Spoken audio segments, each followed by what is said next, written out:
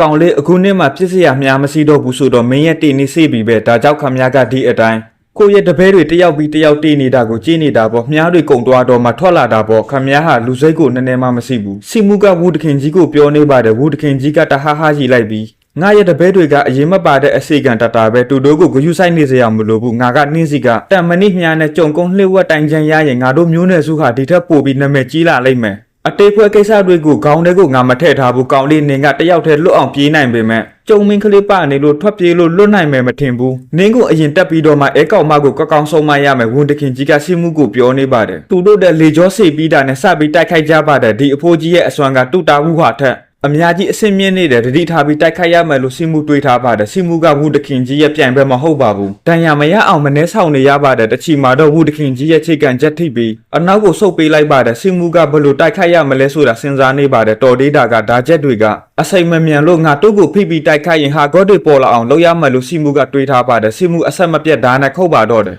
ဝူတခင်ကအကာအကွယ်နဲ့ကာထားလိုက်ပါတယ်ကောင်လေးနင်ကတိတ်မကြခင်ငါရဲ့ပြိုင်ဘက်ဖြစ်လာနိုင်တယ်ဒါပေမဲ့အခုတော့ဒီနေရာမှာပဲတေဆုံရတော့မယ်နှမျောစရာကြီးလို့ဝူတခင်ကြီးကစီမှုကိုပြောနေပါတယ်စီမှုဘလို့ပဲတိုက်ခိုက်ပါကြီးဝူတခင်ကြီးရဲ့အကာအကွယ်ကိုမဖြတ်စည်းနိုင်ခဲ့ဘူးဝူတခင်ရဲ့တက်တာထားတိုင်းရဲ့အားတာချက်ကတစ်ဖက်လူရဲ့တိုက်ခိုက်လာတဲ့အားကိုအတွက်အတုံးပြုပြီးရန်သူကိုတံပြန်တိုက်ခိုက်နိုင်တဲ့ဓာတိုင်းမျိုးပဲဖြစ်ပါတယ်ဒီအတိုင်းတိုက်ခိုက်နေရင်ဝူတခင်ကသူ့ရဲ့ပြန်ပဲမဟုတ်မှစီမှုတိပါတယ်ညံကိုတုံးပြီးတိုက်ခိုက်ရမယ်လို့တွေးထားပါတယ်သူတို့နှစ်ယောက်ဓာချက်ချင်းအားပြိုင်နေတဲ့အခါဝူတခင်ရဲ့ဓာချက်နဲ့စီမှုအဝေးတို့လွင့်ထွက်သွားပြီးအနောက်ကတစ်ပင်နဲ့တိုက်မိသွားခဲ့တဲ့ဗဇက်ကနေလည်းတွေးအနေငယ်ထွက်လာပါတယ်ဒါကိုမြင်တဲ့ဝူတခင်ကသူ့အကာအကွယ်ကိုပြန်တိမ့်လိုက်ပြီးစီမှုရဲ့အနာကိုပြေးဝင်ပြီးဓာနဲ့ထိုးနေပါတယ်စီမှုရဲ့ခန္ဓာကိုယ်မှာဆွေပိုးချီအင်ကြီးဝတ်ထားလို့သူ့ရဲ့ဓာချက်စီမှုကိုတန်ရန်ရအောင်မလုံးနိုင်ခဲ့ဘူးအခုအချိန်မှာစီမှုတူရဲ့ဓာဆက်ကြကိုထုတ်တုံးလာပါတယ်ဝူတခင်ကြီးကစီမှုမထင်မှတ်ထားတဲ့အချိန်မှာထုတ်တုံးလာတဲ့ဓာဆက်ကြကြောင့်လေပင်ထိပြီးဆောသွားပါတယ်စီမှုကစိတ်မအေးနိုင်သေးပဲသူ့ရဲ့တာဘူးဟာကိုပါကျူပင်ခုတ်ကျူငုံမကြန့်အောင်တက်ရအောင်မဲ့ဆိုပြီးဝူဟာတို့စီမဲနေရကိုထွက်လာခဲ့ပါတယ်ငါအဖေတို့တွားတာအရန်ကိုကြာနေပြီးဝူဟာကသူ့ဘေးကလူကိုပြောလိုက်တဲ့အခါတခင်လေးစိတ်မပူပါနဲ့စီမှုလို့တိုင်းတဲ့ဘက်အဆင်းလောက်လေးကိုဝူတခင်ကြီးကကြက်ကလေးငှက်ကလေးလို့အလွယ်လေးတတ်နိုင်မှာပါဖာပြီးပြောနေတဲ့ငတိစကားတော့မဆုံးသွားဘူးမြားထိပ်ပြီးအတက်ပြောက်သွားပါတယ်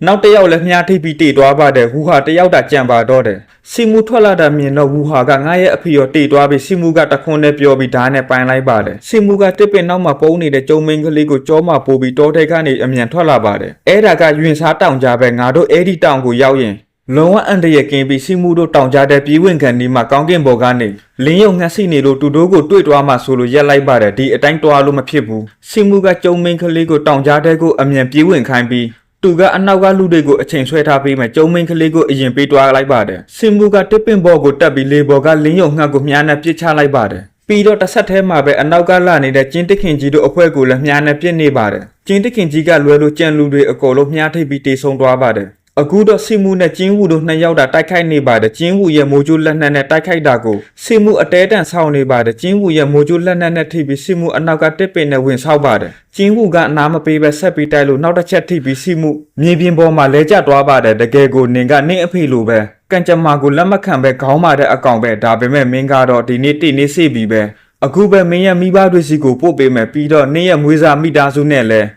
အမြန်ဆုံးဆုံသွားတာပေါ့ကျင်းဝူရဲ့စကားကြောင့်ဒါဆိုငါမွေးစားမိဘတွေကိုလူလှုပ်ပြီးတက်ခိုင်းတာခမညာကြီးပေါ့အခုမှသူ့အမြဲတမ်းစနေတဲ့သူ့မွေးစားမိသားစုကိုတက်ခိုင်းတဲ့တရက်ခန့်ကိုတိတ်သွားလို့စိတ်တူနေပါတယ်ဒီတခါတော့စစ်မှုဒေါ်တာထွက်နေပြီးသူ့တိတ်ကိုတိုက်ခိုက်ပါတော့တယ်နှစ်ယောက်တာသူတို့ချေရတဲ့လူတွေအတွက်အနီးကပ်တိုက်ခိုက်ကြပြီးသူတစ်ချက်ကိုတစ်ချက်အထိခံပြီးတိုက်ခိုက်နေပါတယ်စီမှုရဲ့ဓာတ်ကအပိုင်းပိုင်းကြိုထွက်ကုန်ပေမဲ့ဓာတ်ဆက်ကြနဲ့ပါလက်နက်ကင်ပြီးကျင်းဝူကိုဓာတ်နဲ့ထိုးနေပါတယ်ကျင်းဝူကလည်းမခံစီမှုရဲ့မျက်နှာကိုလက်တီနဲ့ထိုးလိုက်ပါတယ်နှစ်ယောက်စလုံးတန်ရာကိုစီရသွားပါတယ်လဲကျနေတဲ့စီမှုရဲ့အနာကိုကျင်းဝူကတလန်ချင်းဆောက်လာပြီးဒီအခန်းကဒီမှာပဲပြီးဆုံးသွားပါတယ်ဟုတ်ကဲ့ပါခင်ဗျာကျွန်တော်တင်ဆက်ပေးတဲ့အပိုင်းကတော့ဒီမှာပဲပြီးဆုံးပါပြီကျွန်တော်ရဲ့ YouTube Channel လေးကိုလည်း Like and Subscribe နဲ့ Notification ခေါင်းလောင်းလေးကိုလည်းနှိပ်ခဲ့ပေးဖို့အားလုံးကိုတောင်းဆိုချင်ပါတယ်ခင်ဗျာအားပေးတဲ့တယောက်ချင်းစီကိုလည်းအထူးပဲကျေးဇူးတင်ပါတယ်